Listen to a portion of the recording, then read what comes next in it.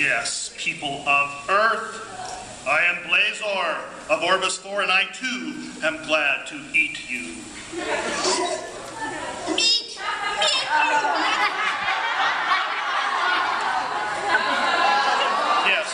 Yes, glad to meet you. We have come from 256 light years away to invite you to our home, the Rings of Orbis, and to introduce you to the chronicle of our story, PJ Haarsma. Is PJ from this little planet? Is PJ from Earth? Yes, PJ is an Earthling too, just like these good folks before you. And a brilliant one, too. PJ Haarsma very much.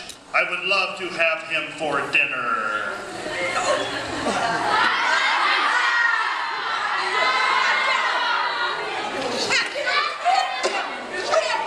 Not for dinner. Yes, have dinner with PJ. How will these Earthlings access our story? Insert the mind probe. Of course not. On Earth, people read books.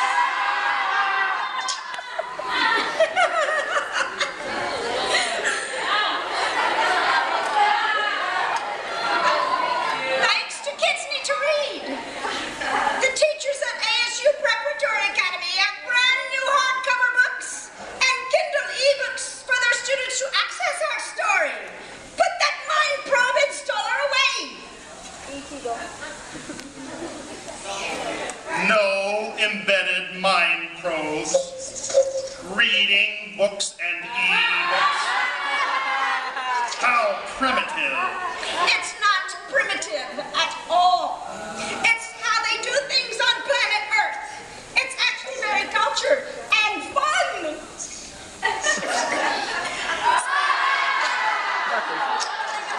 Students will read about the Rings of Orbis and all the living beings there, from knee walkers to nutmits. In fact, they will even learn how to play the Rings of Orbis video game. Yeah. Playing a video game at school? Yeah. That's amazing. Can I go to ASU Preparatory? Are you between the ages of 6 and 14? Yes, in fact, I am exactly 614.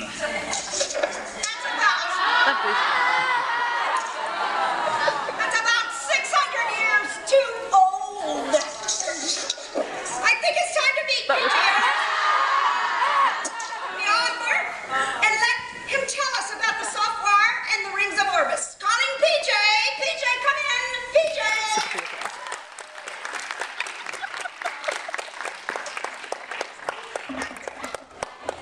Hey, thank you guys. That was funny, wasn't it?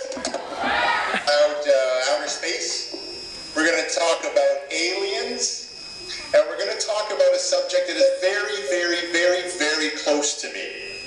We're going to talk about video games. Yeah. That's all I get for video games? So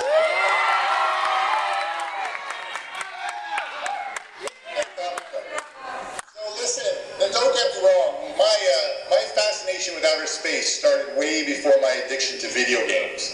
Now, I wasn't a kid who had all the Star Wars toys or knew the names of all the rockets. No, for me it was really simple. I just walk outside, look up at all those stars and wonder, what's out there? Is anything out there? Think about it, just inside our own galaxy. What's the name of the galaxy?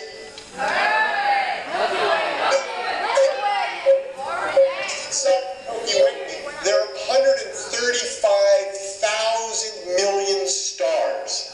Get your head around that number. That's like winning the $1 million lottery every single day for 40 years.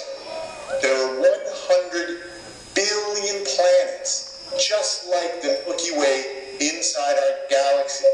So my question is, where are all the aliens? If those numbers were right, don't you think there'd be aliens at every single street corner? There's not. Anybody out there ever seen a real alien? You saw a real alien in the front there. You saw a real alien where?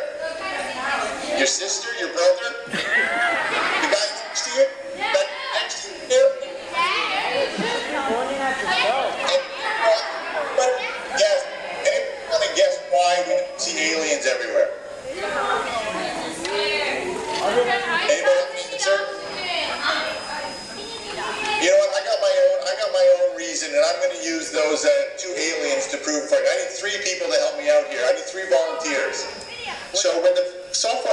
first going to be published, I was very excited about talking to the marketing department about things we could do to reach out to kids. I had been in advertising my whole life, and I had a lot of ideas. So I flew to Boston, where my publisher is, and I go into this boardroom, and there's this big table around, and there's these people sitting around, there's like 13 people sitting around there, and there's a woman at the end, and she has my book. She has the copy of my first book. She stands up, and she's so excited, and she goes, "This is so good. Girls are just gonna love this book." And I said, "Girls, you see the alien on the cover, right? Granted, girls are going to like this book, but boys are really going to like this book." And they looked at me and they said, "Yeah, but boys don't read anymore."